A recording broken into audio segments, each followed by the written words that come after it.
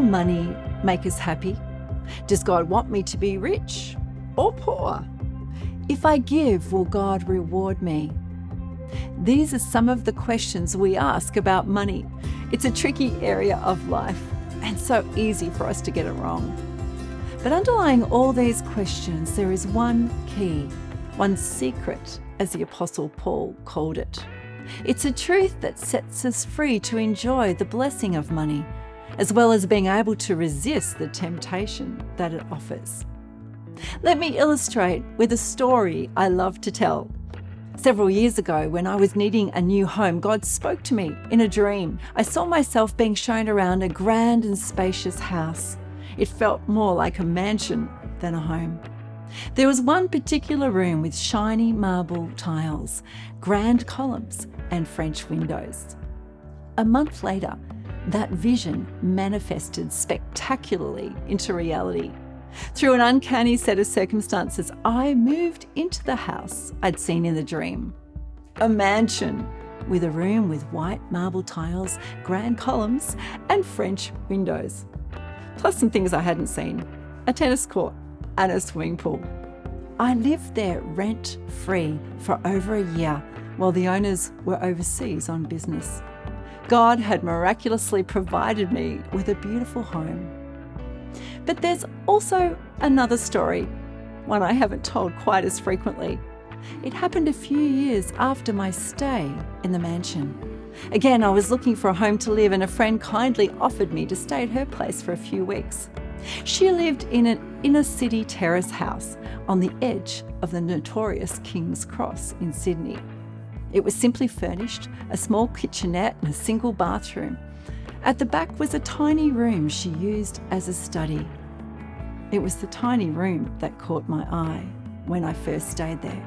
Familiar images from another vision came to mind. Later I checked my journal and read the words written there 12 months earlier. A vision of a tiny room, like a student's room or a study. But this home was so different to the other. How could this be from God? Well, it was from God. I ended up living there for 3 years, and it was a beautiful provision for which I'm deeply thankful. But it wasn't like the mansion. During that time, I began to understand the Apostle Paul's secret that he wrote about. He wrote about it when he wrote to the Philippian church from a prison cell. I have learned to be content, whatever the circumstances. I know what it is to be in need, and I know what it is to have plenty. I've learned the secret of being content in any and every situation, whether well-fed or hungry, whether living in plenty or in want. So what was the secret? We can do everything through the one who gives us strength. Contentment is not about pretending you like what you don't really like. Contentment is taking stock of your attitude and deciding that with the presence of Jesus, we can cope. We can handle it because God's grace is with us. It's in the midst of want that we learn the secret that God is all we need. We learn the grace and discipline of thankfulness that comes from God alone. We learn to trust in a Father who loves us consistently, with or without his gifts. I love the fact that Paul learned. Perhaps it took a few experiences and a bit of time to fully grasp this truth.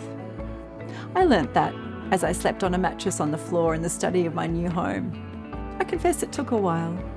I missed the luxury of my home with the swimming pool, but I came to understand the secret Paul had. God doesn't always give us what we want. The God of good gifts sometimes allows periods of unemployment, times of loneliness, worrying financial pressures, and seasons of mattresses on the floor. It's in these times we learn the secret of contentment, to be free and at peace with much or with little. God wants us to know that his provision is always sufficient, even when it comes packaged in unusual ways, in places of grandeur or simplicity. God is all we need. Thanks for tuning into Everyday God Conversations. For more on having your own God conversation about what God says about other areas of life, go to godconversations.com.